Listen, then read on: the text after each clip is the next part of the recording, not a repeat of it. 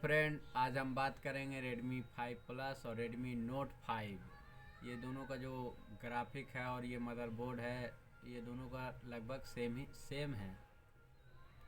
और इसमें जो ग्राफिक्स का जो प्रॉब्लम आता है और लाइट का बैकलाइट का जो प्रॉब्लम आता है, उसको हम एक एक करके आज डिटेल में जानेंगे कि कौन सी लाइन कौन सी IC से आती है और कहाँ पे वो जाती है। एक एक लाइन के बारे में आज बात करेंगे। तो ये देखिए, इसका ये ब्लॉक डायग्राम है। ब्लॉक डायग्राम में यह होता है कि एक एक लाइन कौन सी IC का कौन सी IC से जुड़ी हुई है, ये पूरी इन्फॉर्मेशन रहती है इसमें। तो देखिए, हम इसकी LCD के लाइन के बारे में बात कर रहे हैं।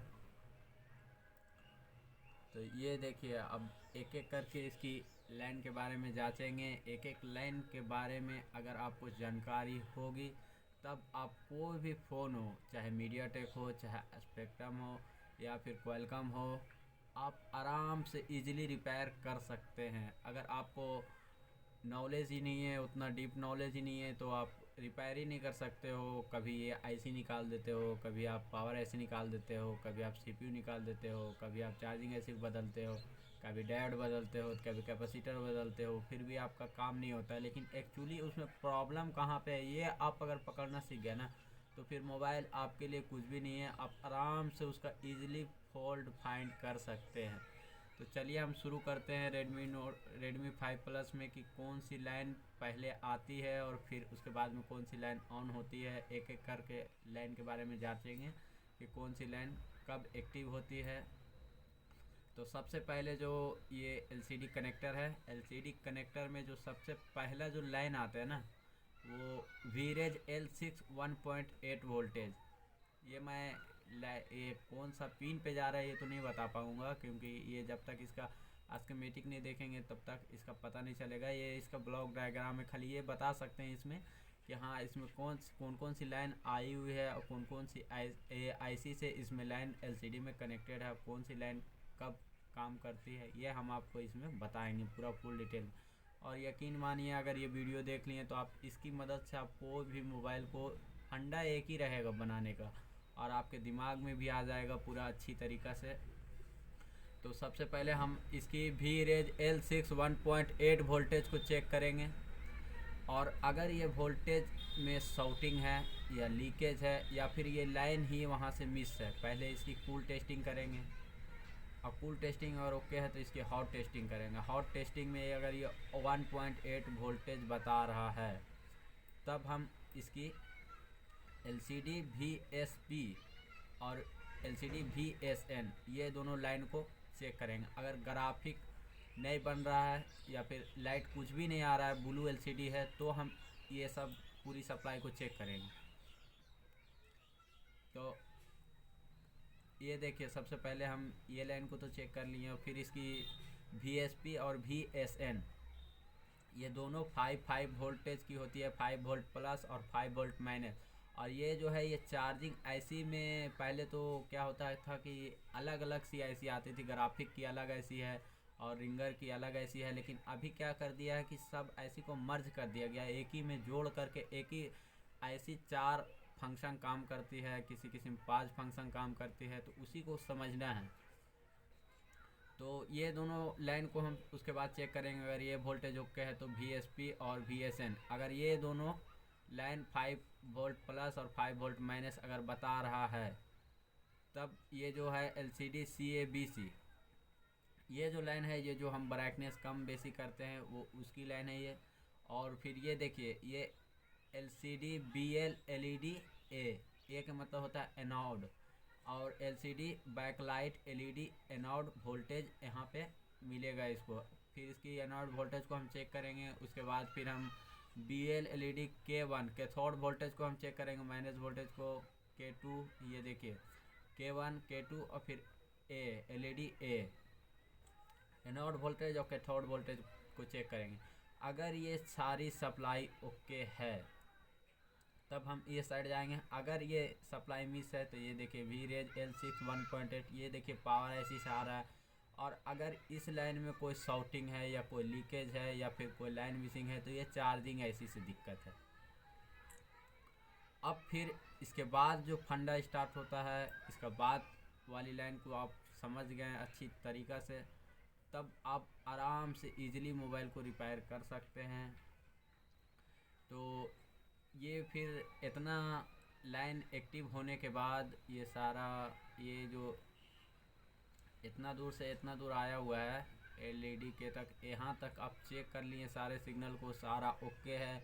और ओके नहीं है तो आप चार्जिंग ऐसी से पहले की है। अगर इसके बाद में वीडियो लाऊंगा तो उसमें स्कीमेटिक में बताऊंगा कि कौन सा ऐसी कैसे काम करती है, कौन कौन सा लाइन कैसे काम करता है, वो मैं आपको और फुल डिटेल में आपको बताऊंगा।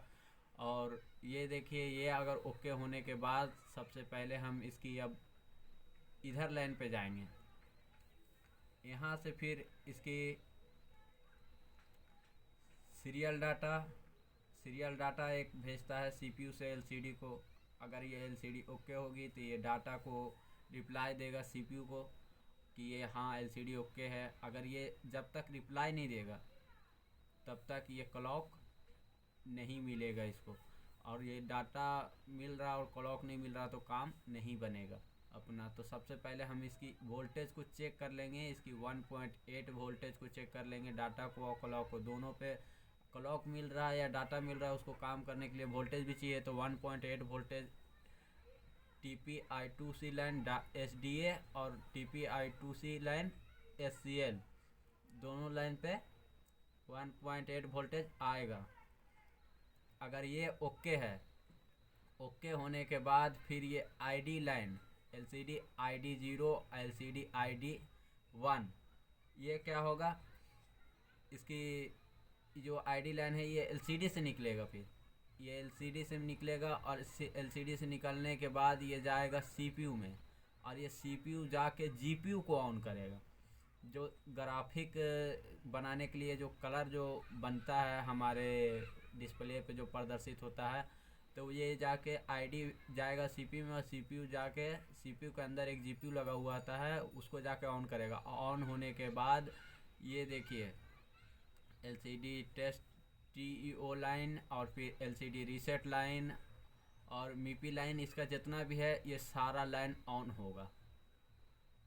ये इसका MIPI लाइन है और ये भी इसका MIPI लाइन है, तो ये दोनों ऑन होगा। फिर इसकी रीसेट लाइन, फिर INT लाइन, फिर ये रीसेट लाइन, सारा फिर पूरा फंक्शन एक एक करके ऑन होगा, तब ये LCD में पूरा ग्राफिक दिखाएगा। अगर ये लाइन में कूल टेस्टिंग में चेक किए, हो सकता है ये जो MIPI लाइन है, अगर इसमें क्या हो रहा है कि ग्राफिक तो आ रहा है लेकिन झिलमिलाहट है, ब्लैक वाइट ब्लू ऐसे झिलमिला कर आ रहा है, तो आप इसकी MIPI लाइन को चेक करेंगे।